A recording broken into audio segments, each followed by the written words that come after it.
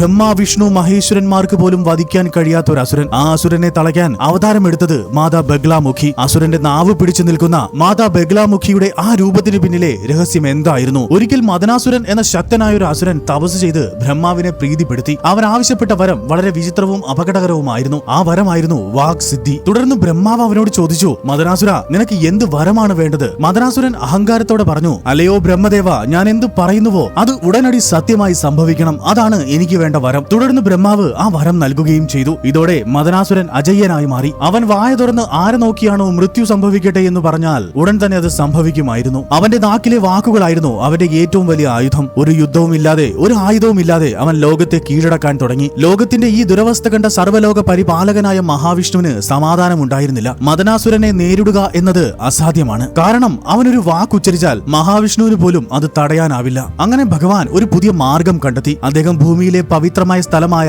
സൗരാഷ്ട്രയിലെ ഒരു സരോവരത്തിന്റെ തീരത്തെത്തി. അതായത് ഇന്നത്തെ ഗുജറാത്തിൽ. അത് വെറും ഒരു സരോവരമായിരുന്നില്ല, ഹരിദ്ര സരോവരം അഥവാ മഞ്ഞൾ തടാകമായിരുന്നു. അതിന്റെ ജലത്തിന് ഒരു പ്രത്യേക മഞ്ഞ നിറമുണ്ടായിരുന്നു. വിഷ്ണു ഭഗവാൻ ആ തടാക തീരത്തിരുന്ന് ആദിപരാശക്തിയെ ധ്യാനിച്ച് കഠിനമായ തപസ് ആരംഭിച്ചു. അങ്ങനെ കുറച്ച് ദിവസങ്ങൾ കടന്നുപോയി. പെട്ടെന്ന് ആ മഞ്ഞ നിറത്തിലുള്ള പുണ്യ ജലത്തിൽ നിന്ന് കോടി സൂര്യന്മാർ ഉദിച്ചുയർന്നതുപോലെ ഒരു പ്രകാശം പരന്നു. ആ പ്രകാശത്തിനുള്ളിൽ നിന്ന് ജഗദംബിയുടെ ഒരു പുതിയ രൂപം പ്രത്യക്ഷപ്പെട്ടു. മഞ്ഞ വസ്ത്രങ്ങൾ ധരിച്ച് സ്വർണ്ണ നിറത്തിൽ തിളങ്ങുന്ന സർവാഭരണ വിഭൂഷിതയായി മാതാ ബഗ്ലാമുഖി അവിടെ പ്രത്യക്ഷപ്പെട്ടു. ദേവി ഉടൻ തന്നെ നാരായണ ഭഗവാനോട് ചോദിച്ചു, നാരായണ, എന്തിനാണ് അങ്ങനെ ഈ രൂപത്തിൽ വിളിച്ചത്? വിഷ്ണു ഭഗവാൻ പറഞ്ഞു, മാതേ, ലോകം മുഴുവൻ മദനാസുരന്റെ വാക്സിദ്ധിയെ ഭയന്ന് വിറയ്ക്കുകയാണ്. അവന്റെ നാവിലെ വാക്കുകൾ സത്യമായി മാറുന്നത് കൊണ്ട് ആർക്കും അവനെ നേരിടാൻ കഴിയുന്നില്ല. മാതേ, അങ്ങ് കരുണ കാണിക്കണം. മാതാ ബഗ്ലാമുഖി പുഞ്ചിരിച്ചുകൊണ്ട് മദനാസുരനെ നേരിടാൻ പുറപ്പെട്ടു. മദനാസുരൻ തന്റെ നാവുകൊണ്ട് എന്തെങ്കിലും മന്ത്രം ഉച്ചരിക്കുന്നതിന് മുൻപേ മാതാ ബഗ്ലാമുഖി ഒരു മിന്നൽ പോലെ അവന്റെ മുന്നിലെത്തി. മാതാവിന്റെ വേഗത കണ്ട അസുരൻ സ്തംഭിച്ചുപോയി. ഉടൻ തന്നെ അവൻ വായ തുറക്കാൻ ശ്രമിച്ചു. പക്ഷേ